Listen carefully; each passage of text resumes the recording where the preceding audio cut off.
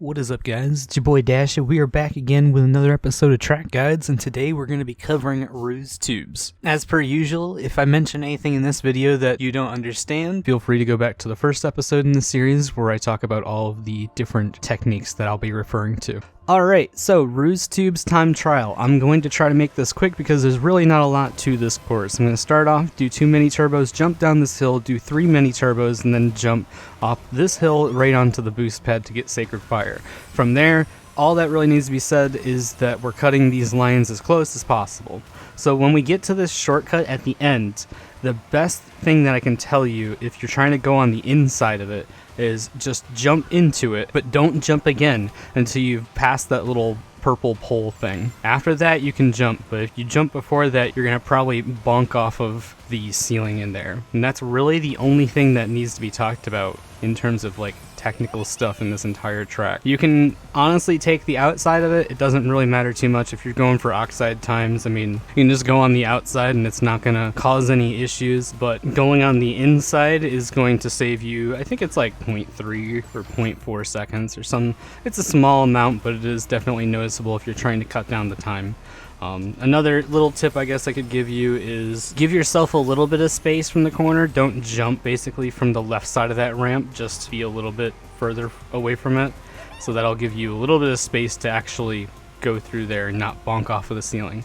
That's pretty much all there is to say about ruse tubes. It is a really simple course. So we're going to get straight into the ring rally next. Okay, so ruse tubes ring rally.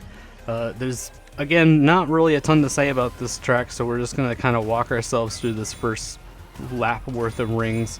You're going to see you go outside for this long tunnel and then cut on the inside a little bit, and then on the big hill the rings are on the left and then they start going on the inside of the corners. The only thing that is very weird about this course is that you're going to jump onto the road basically, and then after the second bone of the rib cage, you're gonna cut inward to the next set of rings. I don't really like that personally, but I mean, there you go. That's the entire track. As you start going faster, that little rib cage section is going to be pretty annoying, honestly. And of course, there's gonna be some spots that you're gonna notice that you can't jump for, which is kind of normal for ring rally. I think what it is with the first jump after, I think lap 4 or 5, you just have to jump way earlier, like at the base of that hill. And then the one on the big hill where you're gonna jump down, I would also suggest just not jumping for that one either. I couldn't even tell you when you have to stop jumping for it, but you can make all of the rings without jumping at all there. For this last jump near the rib cage, you can jump even at lap 8 and you'll be fine. Again, that whole section is just going to be really obnoxious when you have to go through the faster fire trying to thread the needle.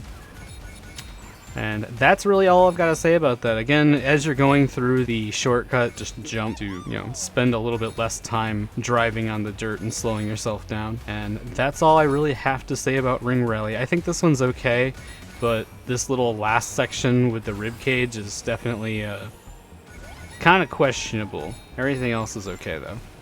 So I think that wraps up ring rally, and we will end it off talking about the track in a single race online setting. So ruse tubes online I think is okay at best. I think honestly it's just too short of a track, and it could definitely stand to have like the baby park treatment where you have to do extra laps rather than just 3, because basically this track is over with before you know it. There's 3 sets of item boxes. There's basically one right off the start, and then there's another one in the big sweeping right turn, and then there's another one going right out at the end of the tube, and that is all of your item boxes throughout this track. But again, the laps are only about 25 whatever seconds long, so you're basically getting an item box every 6 or 7 seconds. As far as Wumpa crates go, there is one at the end of this little crossover section on the left hand side, and then there is actually another one on the outside if you don't take the shortcut.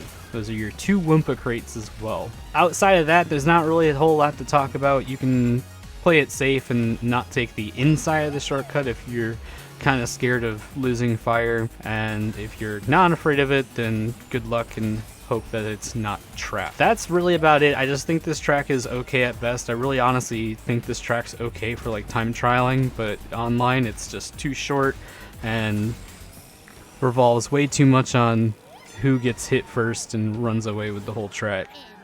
And that's really going to be all of this episode. Sorry there's not really a whole lot to talk about, but Ruse Tubes really just kind of be like that.